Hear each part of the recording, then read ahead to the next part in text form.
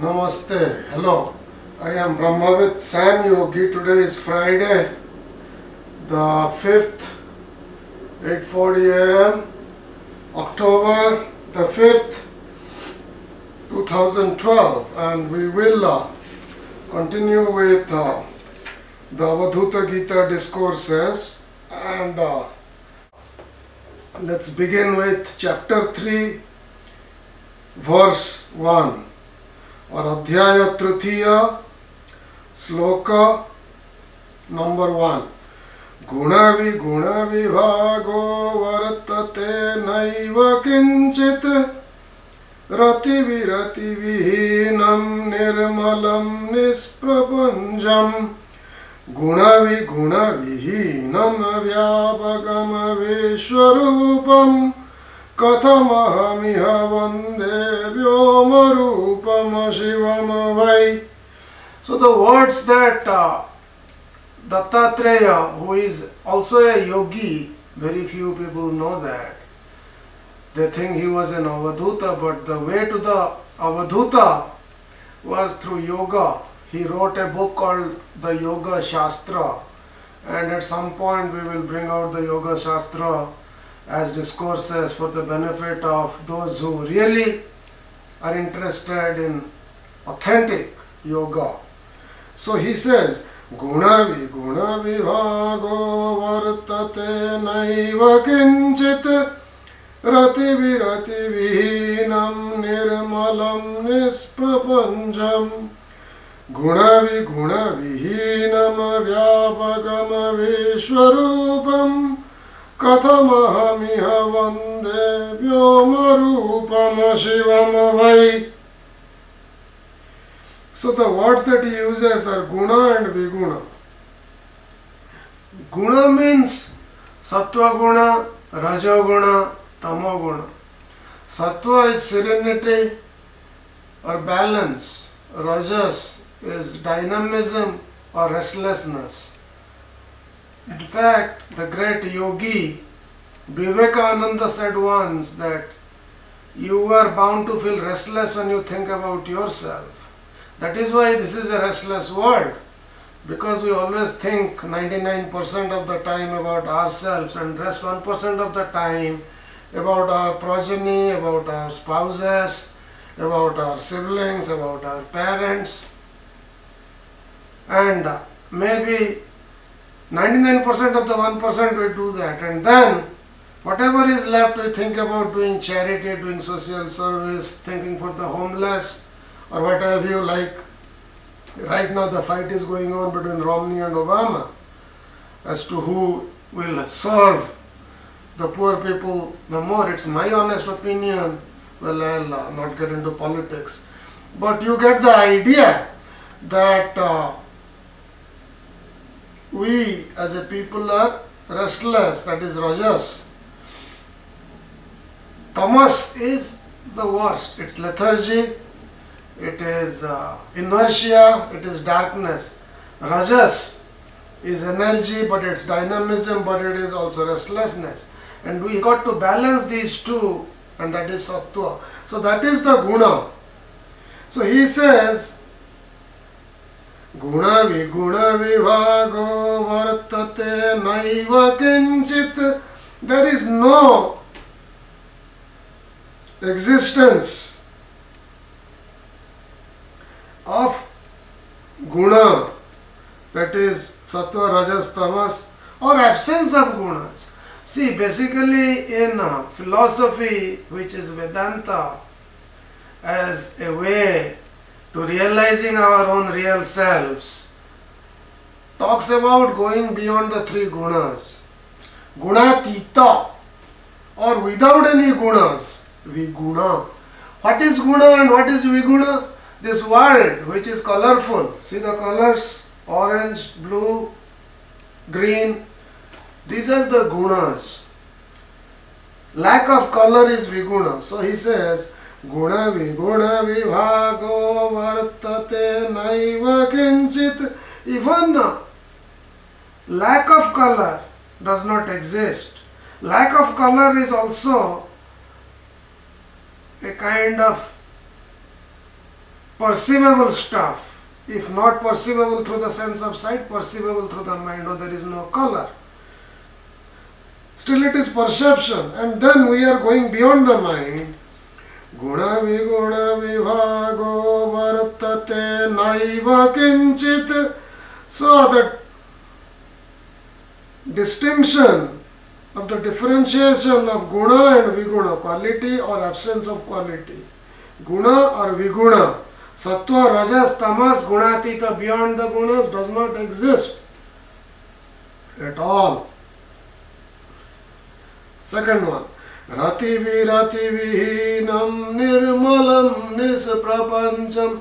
Rati virati vihina, it is without rati, attachment, without rati, enjoyment, without rati, gratification, and lack thereof. Lack of attachment, lack of gratification, lack of enjoyment. So, it is rati vihina, it is lack of enjoyment. It is virati vihina, it is lack of non-enjoyment. There is neither enjoyment nor non-enjoyment. There is neither sattva, rajas and tamas nor the stage beyond these gunas. There is no need, or there is no rati, it is devoid of enjoyment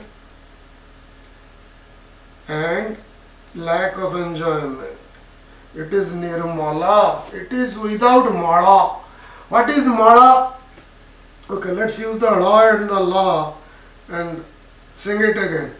Guna vibhago vartate naiva kinchit rati virati vihinam nirmalam nisprapancham.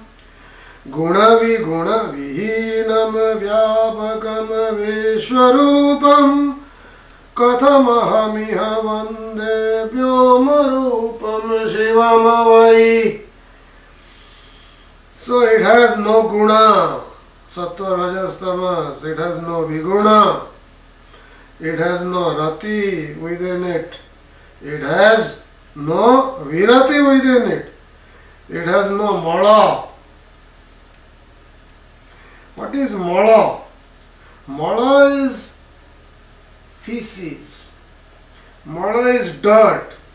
How to get rid of mala? In this age and time, to get rid of mala within you, you have to do niskama karma. Niskama, without karma, without desires, you have to do karma.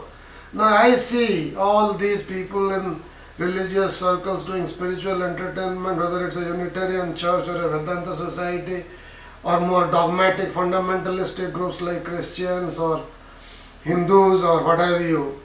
And I see that everything is desire prompted. A great description of desirelessness is given in the Bhagavad Gita, but that's beyond the scope of this discussion. Nirmala, you cannot just sing I am Nirmala and then go and kill others. Kill a cat, kill a cow, eat that meat, kill a chicken, eat that meat, and then say, oh, I am Nirmala. No, you are not. Guna viguna vibhago vartate naiva kinchit rati virati vihinam nirmalam nisprapancham. Nisprapancha, I am without the prapancha, the fivefold maya. Pancha is maya. Pancha means five. Pancha is panch in Hindi and five in English. And Pancha is the five-fold creation. How? Sabda, Sparsa, Rupa, Rasa, Gandha. Sabda, Sparsa, Rupa, Rasa, Gandha. Sound, touch, sight, rasa, taste, smell are the five senses. These are created by the interaction of the Panchabhuta. Khit up teja marut vyoma. Khit is earth. Up is water. Teja is fire. Marut is air and vyoma is space. So this creation of the five bhutas are the five elements together